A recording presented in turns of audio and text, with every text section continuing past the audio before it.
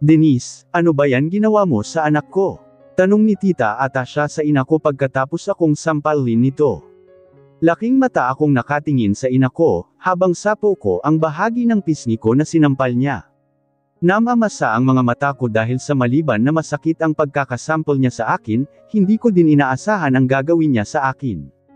Nasaktan talaga ako emotionally. Ngayon lang niya ako nagawang sampelan. Mabuti na lang at hindi nakita ng mga kapatid ko ang ginawa niya sa akin dahil mag-iiyak lang ang mga iyon. Hiyang-hiya ako dahil nasa harapan namin ni Mommy sina Tita Atasha at si Summer. Huwag ka munang manggialam dito, Atasha. This is between me at sa matigas na ulo kong anak. Ang sabi ng ina niya. Fine. Pero hindi mo dapat sinampal ang anak mo, kung galit ka, dapat kinausap mo siya ng maayos. Si Tita Atasha. Naramdaman ko ang paglanghap ni Mommy ng hangin. Hindi ko alam kung ano ang kasalanan ko kung bakit niya ako nagawang sampelan. Bakit? Ano bang nagawa kong kasalanan? Tulong luha kong tanong sa kanya. Talagang napakatigas ng ulo mo. Hindi mo na ako nirespeto. Akala mo ba hindi ko alam ang ginawa mo? At dinala mo pa talaga ang mga kapatid mo sa lalaking yun. Aminin mo nga sa akin Christel, nagpauto ka na naman ba sa lalaking yun? Galit na tanong ng mommy niya. Ito pala ang ikinagalit nito.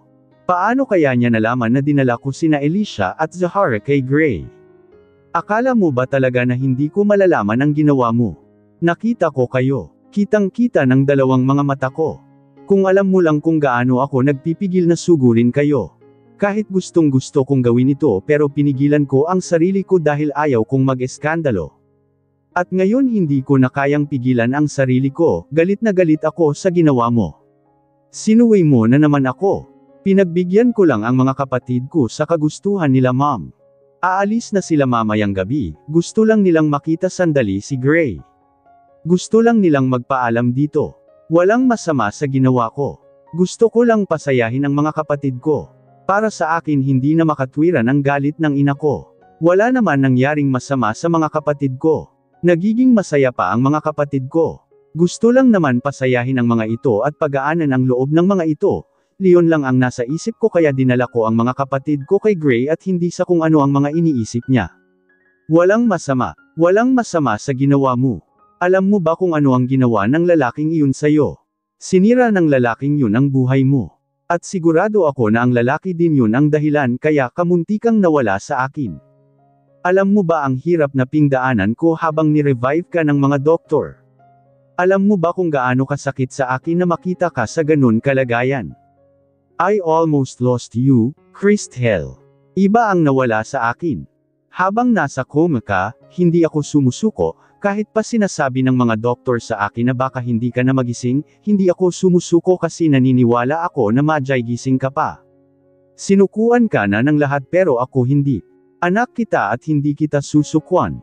Umaasa ako. Alam mo ba ang hirap ng kalooban na pinagdaanan ko habang nakatingin sa'yo na tulog at walang kasiguraduhan kung kailan ka madyay gising o kung magising ka pa. Napatulo na ang luha ni Mommy, naninikip ang dibdib ko habang nakatingin ako sa kanya. Nagsimula nang mag-init ang bawat sulok ng mga mata ko. Pero bago ang nangyaring disgrasya sa'yo, hirap na hirap din ang kalooban ko. Nahihirapan din ako dahil alam kong nasasaktan ka ng sobra dahil sa lalaking yun. Alam mo ba kung gaano kahirap sa isang ina na makita ang anak niya na nahihirapan, na nasasaktan? Alam mo ba, walang ginawang tama ang lalaki na yun sa buhay mo. Kahit ang harapin nga lang kami ng daddy mo ay hindi ginawa ng lalaking yun. Hindi niya kami nirespeto ng daddy mo, namamasa na ang mga mata ko sa sinabi ng ina ko. Gusto mong malaman kung ano ka sa buhay ng lalaking iyon. Pues, sasabihin ko sa'yo. Isang ka lang tinak na gustong gusto alisin ng lalaking iyon sa buhay niya. Iyan ang tingin niya sa'yo. Isa kang laruan na pagkatapos niyang pakanabangan ay itatapon ka na lang niya ng basta't basta. Hindi ka minahal ng lalaking yun. Hindi ka niya binigyan ng importansya. Walang kang halaga sa kanya. Sinasaktan ka niya, ginawa niya ang lahat para pumayag ka lang na makipaghiwalay ka sa kanya dahil hindi ka niya kayang pakisamahan, hindi ka niya kayang mahalin. Dahil sa kabaliwan mo sa kanya, pinikot mo siya at kinamumuhian ka niya dahil sa ginawa mo. Hindi ka mahal ng lalaking yun, Christel. Gumising ka. Hindi ka mahal ng lalaking yun. Don't overstep with Elisha and Zahara. They may be your sisters, but I'm still their mother. I have the right to make decisions for them. When I say they need to forget about that Gray, that's what will happen. I don't want them to have any memories of him, so everything that reminds them of him will be left here in the Philippines. Wala akong pakialam kung iiyak man sila hanggang sa makaabot man kami sa UK. Makakalimutan din nilang dalawa ang lalaking yun kaya ayaw kong ipaalala mo pa sa mga kapatid mo ang lalaking yun. Ako ang masusunod dahil ako ang ina at hindi ikaw. Huling sinabi ni Mommy saka siya umalis at galit na pumanhik sa itaas na bahagi ng bahay. Sinundan naman ni Tita Atasha ang ina ko. Habang nakahawak pa rin sa akin si Summer. Maya-maya lang, iginiya niya ako papunta sa sofa at pinaupo niya ako. Magkatabi kaming naupo. Wala pa rin akong tigil sa kakaiyak. Tahimik lang siya na parang hinayaan lang akong umiyak. Napakasakit ng mga salitang binitawan ni Mommy lalo na ang sinabi niya na hindi naman talaga ako minahal ni Gray noon. Hindi nakaalala ang isip ko pero nakaalala ang puso ko. Parang paulit-ulit na sinasaksak ng puso ko ng matalim na kutsilyo. Summer, totoo ba ang sinabi ni Mommy? Hindi talaga ako pinahalagahan ni Gray. Na kahit kunti, hindi niya ako minahal. Hindi ko alam kung bakit natanong ko pa ito kay Summer, wala na akong pakialam dapat kay Gray, hindi naman siya maalala ng isip ko pero bakit kahit hindi ko siya maalala, nasasaktan pa rin ako dahil sa kanya. Dahil sa mga sinasabi ng ina ko. Christel tanging nasambit ni Summer. Kitang-kita ko ang paglitay ng awa sa mga mata niya na para sa akin. Ang nasabi lang kasi niya sa akin ay dati kong asawa si Gray. Nagkahiwalay kami ni Gray at pareho namin kagustuhan ang maghiwalay. Nagkasala daw sa akin si Gray kaya ko ito hinihiwalayan. Hindi niya sinasabi ng literal pero dahil na rin sa kwento niya na nasaktan ako ni Gray na hindi niya nasabi kung ano, kaya binigyan ko ito ng kahulugan na hindi ako minahal ni Gray. Lalo pat nasabi niya na isang pikot lang ang dahilan kaya pinakasalan ako ni Gray. Hindi nagkaroon ng mabigat na impact sa akin ang pagtatapat ni Summer sa akin pero ang sinabi ni Mommy sobrang bigat. Naninikip ang dibdib ko sa sobrang bigat. Ramdam na ramdam ko yung sakit at galit sa mga salitang binitawan ng ina ko. Kaya sobrang nanakit ang dibdib ko. Please Summer, sabihin mo sa akin, totoo ba ang sinabi ni Mommy? Christel, naging masaya din naman kayong dalawa, na naramdaman ko na nagbabago na ang pinsan ko, na pinahalagahan ka na niya pero sandali lang yun at bigla na lang niyang hiniling sa'yo ang isang annulment.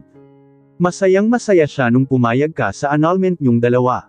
Minamadali niya ang annulment niyong dalawa. Habang on the process ang annulment niyong dalawa, bigla siyang nawala at ayon sa mga naririnig ko, nagbakasyon siya at may kasama siyang babae. May kasama siyang babae. Mas lalong pamatak ang luha ko. So, hindi talaga ako pinahalagahan ni Gray. Hindi talaga ako minahal nito. Hindi pa nga tuluyan na pawalang bisa ang kasal naming dalawa pero nagbakasyon na ito kasama ang isang babae. Iyan ang naririnig ko, Christel. Galit din ako kay Gray ng mga panahon na yon. Iniiyakan mo yun, kahit pa sinasabi mo nakakalimutan mo na si Gray. Galit na galit ako sa pinsan ko pero, narinig ko na ang gusto kong marinig. Summer, pinunasan ko ang luha ko. Ang sakit na naramdaman ko ay biglang naging galit. Ngayon, galit na galit ako kay Gray. At ilang sandali lang, walang ibang pumapasok sa isip ko kundi ang makaganti sa lalaking iyon. Gusto kong gumanti sa ginawang pananakit ni Gray sa akin noon, sa hindi niya pagbibigay ng halaga at respeto sa akin. At kahit hindi ko siya maalala, pero naalala ng puso ko na kinamumuhian ko pala siya. Kaya pala galit ako sa kanya nung nakita ko siya dahil pala sa kinamumuhian talaga siya ng puso ko. What was that, Denise?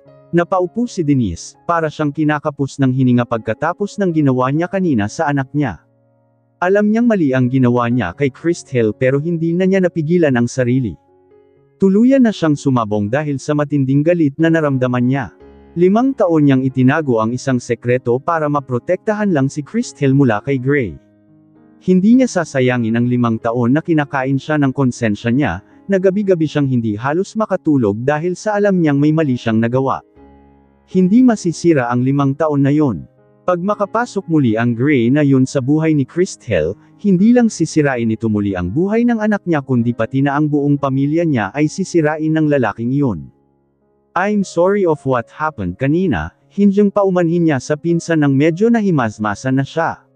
Hiyang-hiya siya dito, parang siya lang ang nagdala ng gulo sa tahimik na tahanan nito. I was so angry, so frustrated. Alam mo kung ano ang ginawa ng lalaking iyon sa anak ko. At talagang nanggagalaiti ako kahit marinig lang ang pangalan ng lalaking iyon. Naintindihan naman kita. Pero hindi mo dapat sinampal si Christel, dapat mo siyang kinausap ng maayos. At saka hindi mo din dapat isinisi kay Gray ang nangyaring aksidente noon kay Christel. Inatake ang driver ng sinasakyan niyang taxi kaya nangyari ang aksidente na yun Denise, walang kinalaman si Gray doon. Alam ko, pero hindi ko mapigilan isisi sa lalaking yun ang lahat pag maalala ko kung paano niya sinaktan ang anak ko. I just don't want that man to be involved with my daughter again. He will be ruining us kung hahayaan ko na lang na makapasok muli ang lalaking iyon sa buhay ng anak ko. Isang buntong hininga ang narinig niya mula sa pinsan. What if Gray has really changed? What if they get back together? Can you stop it if they truly love each other? Gray is single, and so is Christel. There would be no obstacles between them if that happens. Naikuyom niya ang kamao niya. Hindi niya nagugustuhan ang narinig niya sa pinsan niya. No, that can't happen. I won't let that happen. Besides, my daughter isn't free anymore, she has a boyfriend, and they are already engaged. Surely, Harvey wouldn't allow Gray to just take my daughter away. She paused, thinking of Harvey. Harvey was the only solution she could think of to prevent her worst fear from coming true. I have to talk to Harvey. I want him to marry my daughter right away. I once saved her mother, and Harvey told me that if I ever had a request for him, I should just tell him, and he would grant it if he could. That's right, I'll ask him to marry my daughter as soon as possible. To marry Christel as soon as possible, iyan ang hihilingin ko sa kanya. Ano, you're going to force them, Denise? At alam kong walang magandang epekto kung pipilitin natin ang dalawang tao na magpakasal. Wala tayong karapatan diktahan kung anuman ang plano nilang gawin. Ang magagawa lang natin ay nandyan para sa kanila kahit anuman ang maging kahinatnan ng mga desisyon nila. Maniwala ka, hindi magbubunga ng mabuti ang naisip mo ngayon. Humugot muna siya ng hangin bago magsalita muli. I didn't, forcing them, ata siya. Nagmamahalan sina Harvey at Christel, they already planning their wedding, ang hihilingin ko lang naman ay pakasala na agad ni Harvey ang anak dahil doon naman sila patungo. May mahal na palang iba si Christel. Hindi ka na dapat matatakot pa na baka magkabalikan silang dalawa ni Gray. Just let them be, ina ka rin, ata siya. Alam mong minsan may mga ginagawa tayong mga ina na hindi man tama para sa iba pero ginagawa pa rin natin dahil para sa atin ito ang dapat natin gawin para sa anak natin. Alam kong naintindihan mo ang ibig kong sabihin. Titig na titig siya sa pinsan niya. Diba, may ginawa kayo noon ni Sancho, nagsisinunggaling kayo kay Summer. Hindi nyo tinupad ang ipinangako nyo sa kanya. Ginawa nyong dalawa ang sa tingin nyo tama para mapangalagaan lang siya. At alam nyo na pag malaman ni Summer iyon, maari niya kayong kamumuhian ni Sancho. Diba, ata siya. Napaurong ang pinsan niya, wala sa plano niya ang banggitin ito pero ang gusto niya ay intindihin siya nito. Ano ito Denise? Are you going to blackmail me? Akala ko ba nagbabago ka na? No, I didn't blackmail you, ata siya. I just want you to understand my situation. Like you, I've made mistakes that could cause a serious rift between Christel and me. If she finds out, it could destroy our family, and my daughter would end up hating me. That's why I have to find a way to prevent my worst fear from coming true. I know it's also my fault for bringing Elisha and Zahara here. I honestly never thought things would turn out like this. I didn't foresee the complications it would cause, and now I have to deal with the consequences. Puno ng pagsisisi ang tinig niya. Hindi kita maintindihan Denise. Masyado bang mabigat ang nagawa mo kaya ka nagkaganyan? Isang buntong hininga ang ginawa na naman niya. Kinalma niya ang sarili niya. Sa tingin ko mas mabigat pa kaysa sa ginawa niyong dalawa ni Sancho kay Summer na baka pati ikaw ay hindi ako maintindihan. Napatulo ang luha niya. Her conscience was tormenting her, but there was nothing she could do now. What had happened was already done, and she had to live with the consequences because she didn't set things right when Christelle woke up. She felt lost and didn't know how to make amends, so she chose to continue down the path she had started.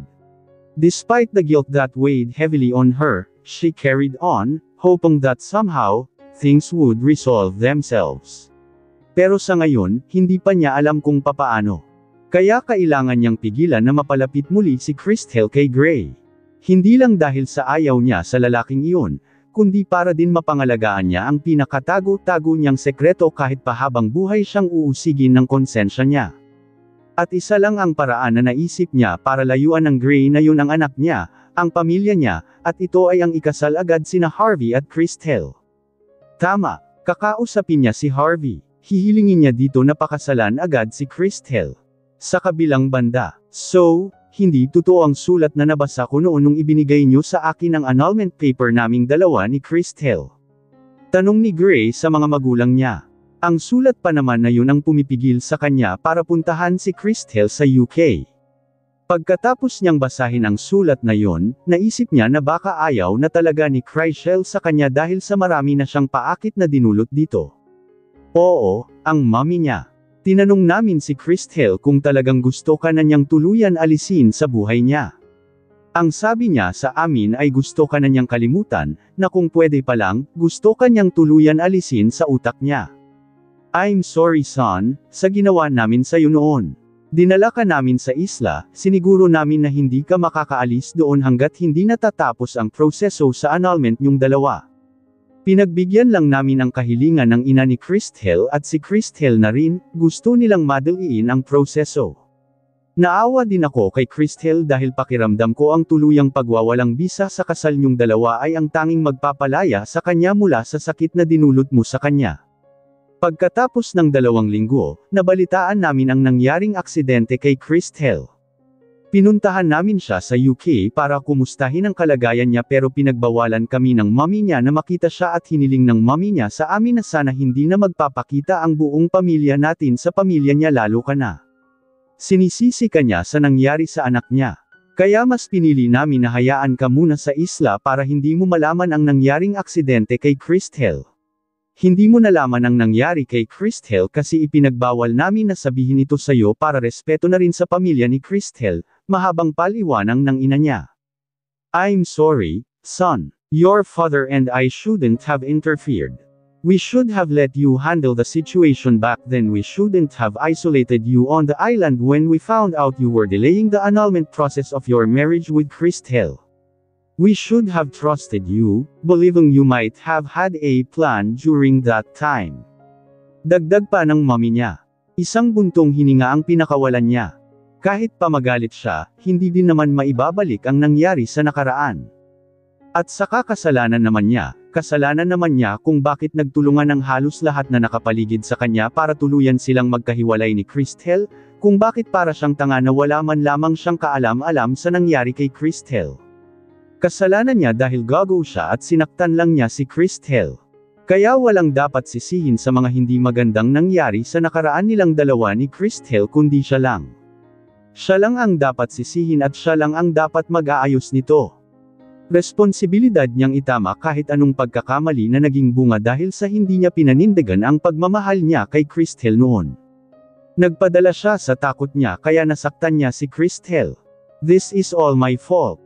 Kung tama ang hinala ko na anak nga naming dalawa ni Christelle ang triplets niyang mga kapatid, ibig sabihin ito ang laki ng naging damage sa pagkakamali ko noon. Kung totoo man na anak nga namin ang triplets, walang ibang dapat sisihin kundi ang sarili ko lang, hindi ko napangalagaan si Christelle kaya hindi ko napangalagaan ang pamilya namin. Aniya, puno ng pagsisi ang tinig niya. Tumayo ang ina niya, lumapit ito sa kanya at tinapik nito ang balikat niya. Alam mo kung sakasakaling mapatunayan mo nga na tama ka, hindi mo pwedeng sabihin agad kay Christelle ang tungkol sa nadidiscover mo. Magkasiraan sila ng mommy niya kung sakasakali, dapat mong iisipin mabuti kung ano ang gagawin mo Gray na hindi ganun kalaki ang maging damage sa samahan ng mag-iina. Lagi kaming nandito ng daddy mo kung kailangan mo kami. We let you decide. We trust you. Napangiti siya sa sinabi ng ina kahit pa nahihirapan siyang mag-isip. Naninikip ang dibdib niya sa isipin ang naging epekto ng mga pagkakamali niya. If only he could turn back the time pero hindi niya kayang ibalik ang oras. Wala siyang magagawa kundi ang mag-isip ng magandang paraan kung paano itama ang mga pagkakamali sa nakaraan. Can we talk? Napatingin si Christelle sa ina niya. Nakabihis na ito, hindi siya napilit nito na sumama sa kanila na umuwi ngayon sa UK. Kailangan niyang manatili muna dito sa Pilipinas dahil maliban sa may trabaho pa siya na kailangan niyang tapusin dito, gusto din niya na gawin ang plano niya. Gusto niyang gumanti kay Gray. Gusto niyang iparamdam dito ang sakit na dinulot nito sa puso niya. Ano ang sasabihin mo, Mom? Kung pipilitin niyo ako na sumama sa inyo, hindi pa rin nababago ang desisyon ko, mananatili muna ako dito sa Pilipinas ng ilang buwan. At hindi mo ako mapipilit. I am already 27 years old, I am in legal age to do what I want to do, Mom, lakas loob na sabi niya sa ina niya. Siya ang magdedesisyon para sa sarili niya at hindi ang ina niya at gagawin niya ang tingin niya ay tama para sa kanya. What's the difference, Christelle? You've always done what you thought was right for you, even when you were not of legal age yet. So, it's no surprise that you are stubborn. Kailangan kitang makausap dahil sa nalaman ko kay Harvey. I called him kanina, asking him tungkol sa kasal niyong dalawa but he said to me that the wedding is off. At ikaw ang nakipaghiwalay sa kanya. Bakit, Christelle? Why did you break up with Harvey? At wag mong sabihin sa akin na si Gray ang dahilan. Hindi si Gray ang dahilan kung bakit siya nakipaghiwalay kay Harvey kundi ang nangyari sa kanilang dalawa ni Gray. At ngayon lang siya nakaramdam ng pandidiri sa isipin na may nangyari sa kanilang dalawa ng lalaking kinamumuhian niya. Hindi si Gray ang dahilan and I don't care about that man. Anya, hindi maitago ang iritasyon sa boses niya. Hindi naman pala si Gray ang dahilan. So, bakit mo hinihiwalayan si Harvey? Akala ko ba mahal mo siya? Naguguluhan ka ba dahil nakita mo ang Gray na yun? Mom, can we stop talking about Gray? Fine. Hindi naman talaga ang lalaking yun ang dahilan kaya kakausapin kita ngayon. Gusto kong kausapin mo si Harvey. Gusto kong makipagbalikan ka sa kanya at ipagpatuloy niyong dalawa ang plano niyong pagpapakasal sa lalong madaling panahon. Do that, Christelle. Photos na sabi ng mommy niya. Ano, laking mata niyang sambit. But I don't want to force you just to fulfill your mom's wishes. You have been one of the most wonderful things to happen in my life, Harvey. But this is where our journey together ends. There are others out there who are more deserving of your love and affection. I truly wish you all the happiness in the world and hope you find someone who can love you the way you deserve. Mahal ko man si Harvey pero hindi na kami pwedeng dalawa. I don't want living with him that full of guilt, habang siya naman ay puno ng pagsisisi. Isa pa, bigla ko nalang naramdaman na parang ayaw kong magpakasal sa kanya. Hindi mo man naalala ang nakaraan naming dalawa ni Gray pero pakiramdam ko, ayaw ko nang magpakasal, ayaw ko nang mag-asawa at sa bandang huli, masasaktan lang din ako. Ayaw ko man aminin, pero alam kong naguguluhan lang ang isip ni Harvey. Pakiramdam ko, he doesn't love me the way he thinks he is. You too, Christelle. I wish all the best for you. Nag-usap pa kami ng ilang minuto ni Harvey, bago kami nagpaalam sa isa't isa. Pinapalakas ko ang loob niya at sinabi ko sa kanya na kung ano man ang pinagdadaanan niya ngayon, malalampasan din niya ang mga ito. Naniniwala ako na gagaling din ng tuluyan ang anak niya. Masaya namin kaming nagpaalam pagkatapos. Pilit ang ngiting pinakawalan ko kay Gray. Magkasama na naman kaming dalawa dahil sa trabaho ko sa kanya. Nasa isang seafood restaurant kami na nandito lang din sa resort. Dito namin napagpasyahang kumain ng lunch naming dalawa. Napagpasyahan kong pakisamahan muna siya ng maayos dahil sa plano ko na gantihan siya kahit papaano. Hahayaan ko siya na isipin niya na okay kaming dalawa. How's you and Harvey? Nagkausap na ba kayo? Tanong niya. Kuryoso pati ang mga mata niya. We're fine, matipid kong sagot. Fine. Anong klaseng fine? Pangungulit niya. Bakit ba interesado ka? Masyadong personal at sa amin na lang iyon. He can think about whatever state Harvey and I are in. It's up to him if he's going to stress himself out with all that overthinking. Umalis na siya with naputol ang iba niyang sasabihin nang hinawakan ko ang kamay niya na nakapatong sa mesa. Napanganga siya, halatang hindi siya makapaniwala sa inasto ko. I have to maintain a semblance of sweetness towards him, however slight, to effectively execute my plan of conveying the depth of hurt his past actions inflicted upon me. Though I may not recall him, my heart vividly remembers the pain he caused. I keenly feel the lingering ache he left in my heart, a wound he authored, even though my feelings for him have long faded and his memory has grown distant. Why are we discussing Harvey and me instead of focusing on us? Why aren't we talking about us? Nakangiti kong sabi na mas lalong nagpanganga sa kanya. Really? Do you really want to talk about us? Awang labi niyang tanong. I started thinking about what you said. There's nothing wrong with getting to know you again. I see that you are a good person with a kind heart. Saying this made me feel sick. He is not a good person because he only hurts me. God, you made me so happy. Thank you. Thank you very much, baby. Masayang sambit niya at nagningning pa ang mga mata niya sa sobrang tuwa. Ngumiti ako pero mahigpit talaga ang pagkakahawak ko sa tinidor na hawak ko. Ang sarap tusukin ng tinidor ang masaya niyang mga mata. I promise you, you will never regret it. Hindi naman talaga ako magsisisi dahil siya ang magsisisi. I am determined to ensure that he deeply regrets his decision to approach me again. The anguish I feel now, a result of what he did to me in the past, I intend to make him experience it firsthand.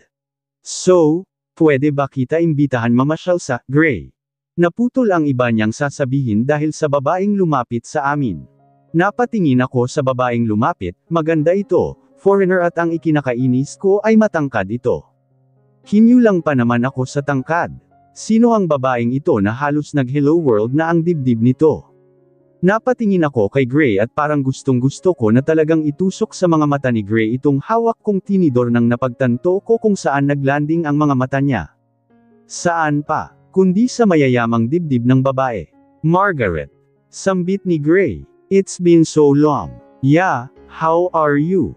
Nakangiting sabi ng babae. Naiinis ako agad sa babaeng ito na halatang nagpapa-cute kay Gray at itong si Gray naman ay masyadong nag-enjoy sa pakikipag-usap sa babaeng lumapit sa amin. Halatang nagugustuhan niya ang atensyon na nakukuha niya mula ito. Ngumingiti nga pati ang mga mata ni Gray. At talagang tuwang-tuwa siya habang nakatingin sa cleavage ng babae. I am fine.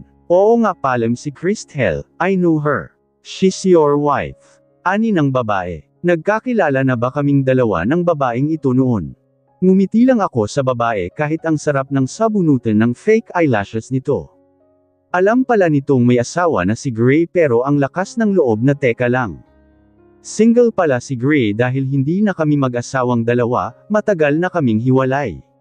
Do you still remember? I am Gray's ex-girlfriend, pakilala niya sa akin. Ngumiti lang ako kahit pa nabueset ako. Nagkausap pa sandali sina Gray at ng babae bago nagpaalam sa aming dalawa ni Gray ang halimperet. At sinundan pa talaga ito ng tingin ni Gray, at alam kong nasa malaking puwet ng babae nakatingin ang mga mata ni Gray. Hindi ko alam Gray na masyado ka palang mahilig sa dibdib at puwet, hindi ko mapigilan sambit. Napatingin naman muli si Gray sa akin at nakangangalang siya habang kunot noo. Ano? It seems like you're eager to reconnect with your ex-girlfriend. Why don't you go after her and find out why she's here at your resort? While you're at it, you might as well ask for her phone number. It could be a good opportunity to clear things up and maybe even start fresh. What? Kunot-noo lang siya na parang ini-absorb pa ng utak niya ang sinabi ko. Wait a minute, are you jealous? Jealous? He has the nerve to say that I'm jealous. The audacity. It's so annoying. Come on baby, it's okay to be jealous. Bakit hindi mo nalang aminin sa akin na nagseselos ka? Mas gusto ko pa nga na nagseselos ka kaysa parang wala kang pakialam sa akin, nakangiti niyang sabi. At naiinis ako sa napakapilyo niyang ngiti. I need to calm myself. Kung ano't ano na ang mga pinagsasabi ko at ang mga iniisip ko.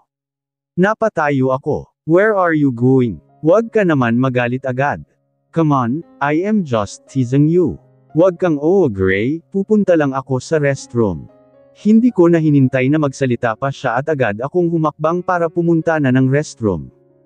Plano kong kalmihin ang sarili ko pero mas lalo akong nainis ng pagpasok ko sa restroom, naabutan ko ang ex-girlfriend ni Gray na kasalukuyang nagre-retouch. Hi! Nakangiting bati pa nito sa akin. Ngumiti ako sa kanya kahit pa ang sarap niyang sabunutan. Humarap ako sa salamin at plano ko din mag-retouch na tulad niya. How's Gray and you? I can't believe na umabot kayo until these years. Honestly, I had always thought that your relationship wouldn't last beyond a year. Gray isn't the type to commit. He enjoys the company of women and isn't satisfied with just one. Are you certain that you're the only woman in his life over the past 5 years? You probably didn't anticipate being the sole focus of his attention, did you? Ngumisi ito at nagpatuloy sa paglalagay ng lipstick sa labi nito. Hindi naman ako makakilos at ewan ko kung bakit apektado naman yata ako sa sinabi nito. Anyway, have you both had a child now? Gray isn't particularly fond of children, which was a significant factor in our separation when I became pregnant. He insisted on terminating the pregnancy, which I did out of consideration for him, yet he still chose to leave me. I believe I mentioned this to you before, dagdag pa nito. Hindi ako makahumas sa narinig. Ramdam ko ang panginginig ng kalamnan ko. May biglang pumapasok sa isip ko. Ipinikit ko ang mga mata ko, parang may nagsusumiksik at gustong pumasok sa memory bank ko. When he found out I was pregnant, I thought we'd finally get serious, but he didn't. He even asked me to get rid of the baby.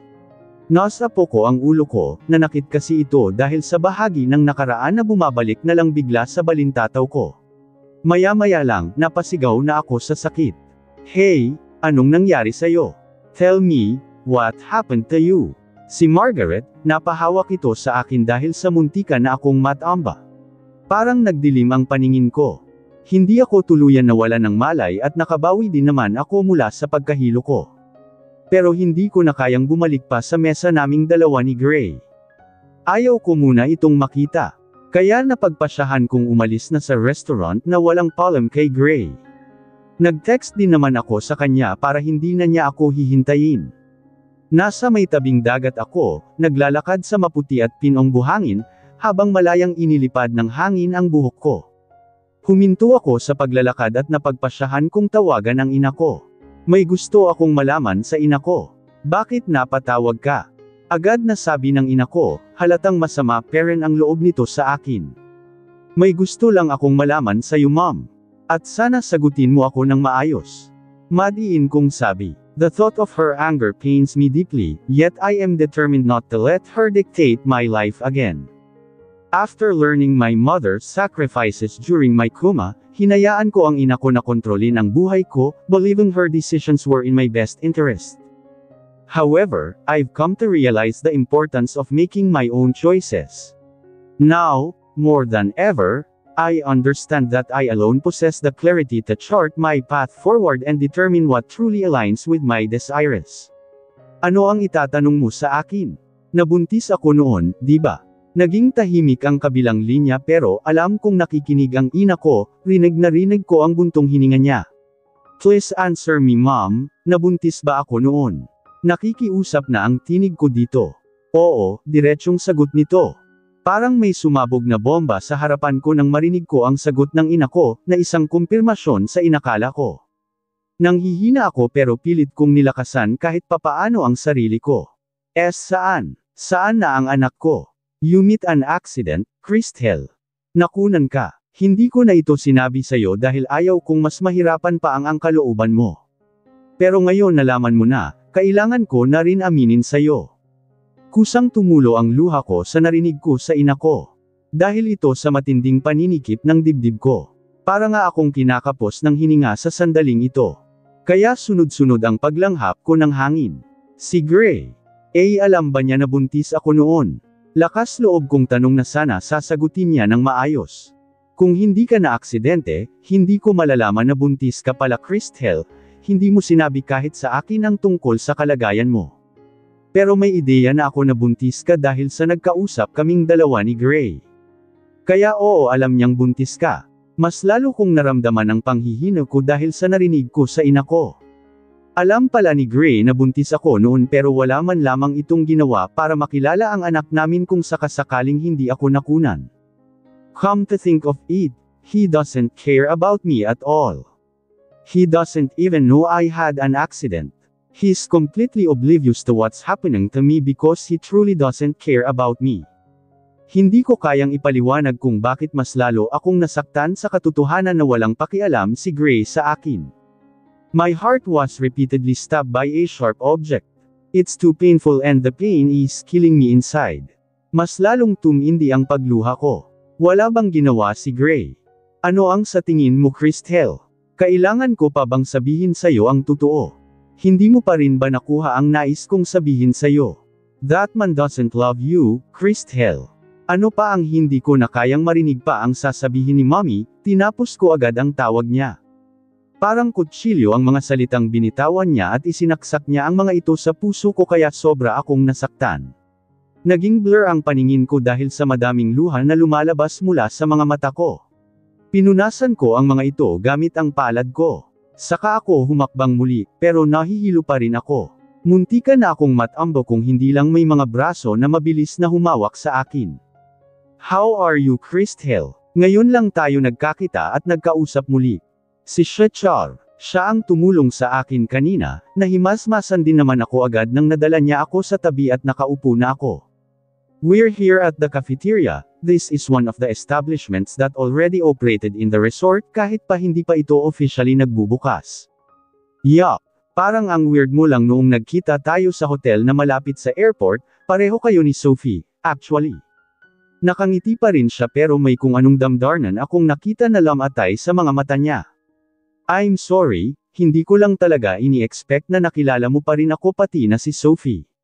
Balita ko kasi, hindi mo na naalala ang pinsan kong si Gray nang nagising ka, kaya hindi ko na rin ini-expect na naalala mo pa rin ako. Minsan kitang binisita nung nasa coma ka pa. Pero nung nagising ka, mas pinili kong wag nang magpakita sa'yo at baka magulo lang ang utak mo. Anito, wala naman akong nakitang pagkukunwari sa mga mata nito. Ngumiti din naman ako pero hindi ito umabot hanggang sa mga mata ko. Pilit lang ang ngiti ko. Hey, kumusta na kayo ni Sophie? Sinundan mo ba siya dito? Hindi ko mapigilan tanong para may ba ang usapan namin. Bumibigat ang pakiramdam ko sa pinag-uusapan naming dalawa. It feels like a heavy object was put inside my chest. We're fine because of our daughter. Binibisita ko ang anak ko dito. Kahit nakangiti siya pero nahahalata ko ang lungkot sa tinig niya. Pati nga ang mga mata niya ay sinasabing malungkot siya. Dinala niya sa labi niya ang tasa at uminom siya sa kapeng in-order niya. Samantalang ako, hindi ko magawang galawin ang mga in-order ko, wala akong ganang kumain. Anyway, how is your pregnancy before? Has Gray seen your child yet? Parang maiiyak na naman ako nang maalala ko na nawala ang ipinagbubuntis ko nung naaksidente ako. Gray and I don't have a child. I had a miscarriage when I had an accident. He furrowed his brow, looking very confused. Really? I'm sorry. I thought you were pregnant when you were in a coma. I must have been mistaken. We couldn't really enter your room, we could only see you through a glass wall in the hospital room's viewing area. Bakit kaya niya ako napagkamalan na buntis? Pero hindi ko na masyadong pinagtuunan ng pansin ito. Bakit hindi kayo makapasok? Bawal ba doon sa hospital? Masyadong sensitive ang kalagayan mo. Ipinagbabawal ng mami mo ang pumasok sa hospital room mo, kahit nga siya ay bawal din dahil sa buntis siya. Hindi talaga ako sinukuan ng ina ko kahit pasuntok sa buwan ang katotohanan kung madyay gising pa ba ako. Mahal ko ang ina ko at mas lalo ko siyang minahal dahil sa katotohanan ito, pero hindi ko siya hahayaan na kontrolin ako muli. May mga plano ako na hindi niya maintindihan at ayaw niyang intindihin. By the way, how did you know I was pregnant back then? Aside from my mom, you're the only one who knows. Did I tell you? Kuryoso kong tanong. No. I was the one who took you to the hospital. I found you in the parking lot screaming in pain. The doctor who examined you told me she's a friend of mine. Did you tell Gray about my pregnancy? Hindi ko napigilan tanong kahit pa nasabi na ni Mommy sa akin, na alam ni Gray ang tungkol sa pagbubuntis ko. Pero walang pakialam si Gray dito. Yes, not literally, but I gave him a clue that I know he understood. I felt like I didn't have the right to tell him directly. But I'm sure he got what I meant, I just don't know what he did about it. He said he was going to talk to you. But then he suddenly disappeared, or at least, he stopped showing up to me. Wala na akong balita pagkatapos, Christel, nalaman ko na lang na tuluyan ng napawalang bisa ang kasal nyo at bumalik ka na sa UK. I was really hoping that he's going to do something at maaayos nyo pa ang problema nyo. But that asshole, matagal din hindi nagpakita sa amin. At nung bumalik siya, he's back his old ways again, women everywhere. In fact, mas lalo siyang naging babero, napangiti na si Shachar pero bamantong hininga din ito kalawanan. Hindi ko naman mapigilan na ikuyom ang kamao ko. Totoo nga siguro ang sinabi ni Summer sa akin na nagbabakasyon daw si Gray at ayon sa balita may kasama itong babae. Sa madaling salita, hindi lang ako ang hindi binibigyan ng importansya ni Gray kundi pati na ang batang nasa sinapupunan ko. Hindi ako pinahalagahan ni Gray kahit pa alam niya na kasalukuyan kong dinadala sa tiyan ko ang anak naming dalawa. Mas lalo akong napupuot kay Gray sa narinig ko. Nakawalang hiya niya na pati anak namin ay hindi man lamang niya binigyan ng halaga. Gusto kong umalis. Gusto kong puntahan si Gray. Gusto ko siyang pagsasampalin at ay sambat sa kanya lahat ng pananakit na ginawa niya sa akin. Hindi ko na kailangan maalala pa lahat dahil maramdaman muli ng puso ko ang matinding sakit na dinulot niya dito. Sabay na kaming lumabas ni Shachar mula sa cafeteria, aalis na daw siya, habang ako naman ay kailangan ko munang kalmayan ang sarili ko bago ko babalikan si Gray sa clubhouse. Kailangan kong pakisamahan ng maayos si Gray dahil sa plano ko na iparamdam dito ang sakit na dinulot nito sa puso ko. Gag-antay ako sa hudas na yun dahil sa pagbabalewala niya sa amin ng anak naming dalawa. Ang lakas ng loob niyang sabihin na mahal ako. Sinamantala niya ang kahinaan ko, sinamantala niya na wala akong maalala para gawin akong utu-utu tulad ng sabi ni Mommy sa akin. Pareho kaming napatigil sa paghakbang si Shachar nang nakita namin sina Gray at Sophie. Hindi ko alam kung may kinuha lang si Gray sa mukha ni Sophie o naghahalikan ang dalawa. Pero isa lang ang alam ko ngayon, at siguradong sigurado ako, nananakit ang ulo ko muli at parang nagdilim ang paningin ko dahil sa isang bahagi ng alaala sa nakaraan naming dalawa ni Gray ang bumabalik sa balintataw ko. It's all coming back to me now, what Shachar mentioned when he found me in the parking lot, crying out in agony from the pain in my lower abdomen.